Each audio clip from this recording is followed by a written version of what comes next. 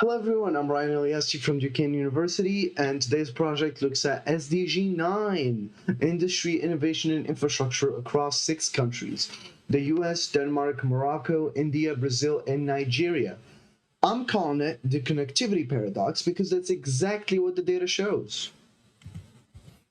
SDG 9 covers 3 things: infrastructure, industrialization, and innovation, which means can a country move goods and people, build things at scale, and keep upgrading what it builds? I chose these 6 countries because they sit very differently on the spectrum, from the US and Denmark at the frontier to Nigeria and Morocco still building their infrastructure base. The question driving this project is, has getting connected also meant getting capable? A quick word on how this was built. I pulled the data straight from the UN SDG global database, then used Python, pandas, and numpy for the cleaning and analysis. I used openpyxl to work with the original export.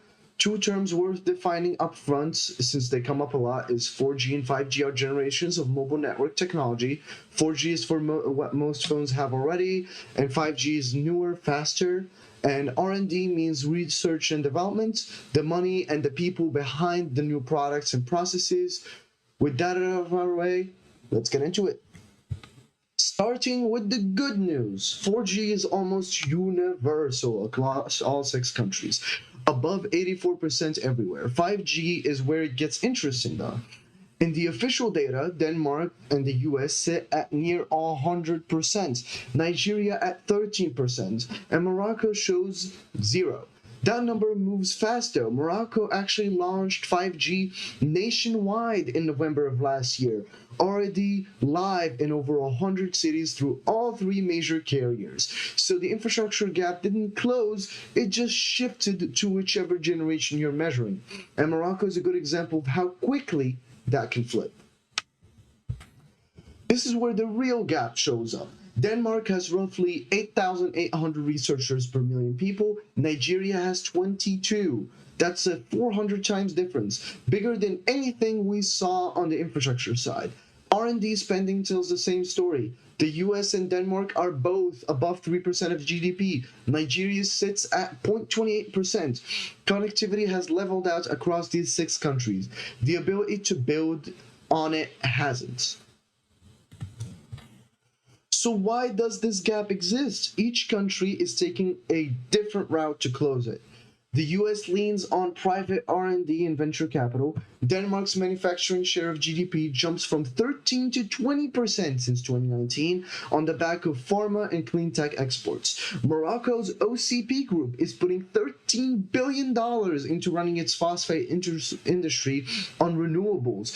India's production link incentive scheme has pulled over $24 billion in manufacturing investments. Nigeria's mobile money has leapfrogged banking entirely. In Brazil, Development Bank BNDES stays active even as manufacturing's overall share of the economy has slipped. This is the piece that ties it all together. Financing. Small manufacturers can't upgrade without a loan. Denmark and Brazil report the strongest access. Nigeria and the US sit at the middle. India and Morocco trail. Worth flagging that Brazil's figure is older, reading from 2009. So I'm treating it as a historical benchmark rather than a living snapshot. And Nigeria's own fintech sector already estimates a small business financing gap in the tens of billions of dollars, despite the mobile money being everywhere. That gap, not the network, is the real constraint on scaling small industry. Here's the manufacturing share of GDP over 25 years, and this is where 6 countries really split. Denmark's line jumps sharply in the last few years, driven by pharma and clean tech. Morocco is the standout on the industrializing side. It dipped through the 2000s, but it has been climbing steadily since 2018 and now sits at a higher than where it started on our data sets. On the other end, Brazil and Nigeria both are trending down, and even the US drifts slightly lower over the period.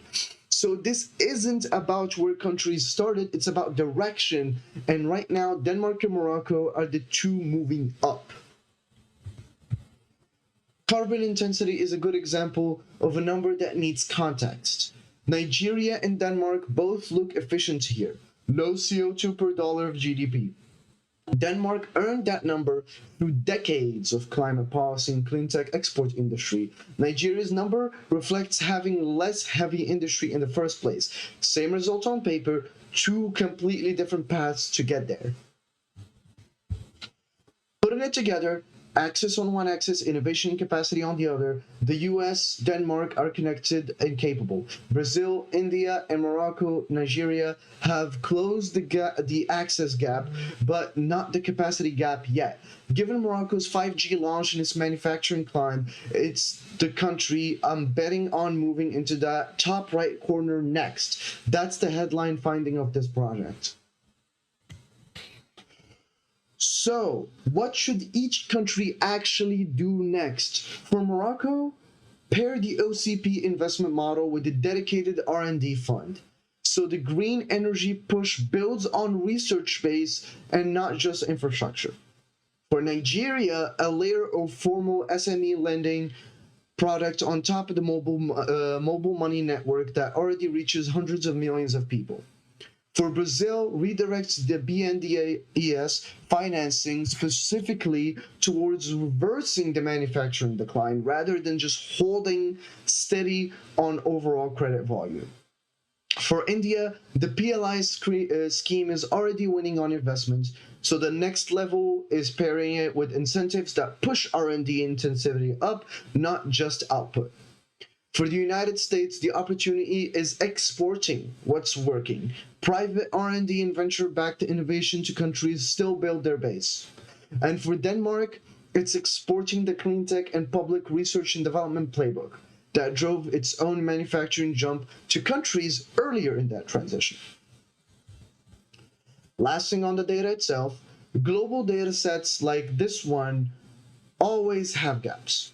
Countries report on different schedules, and some indicators lag behind what's actually happening on the ground. Morocco's 5G launch is a perfect example of that lag. Knowing exactly where those gaps sit is part of doing this well. And it's why the recommendations on the last slide are framed as next steps to pursue, not just conclusions to act on blindly. Thank you very much.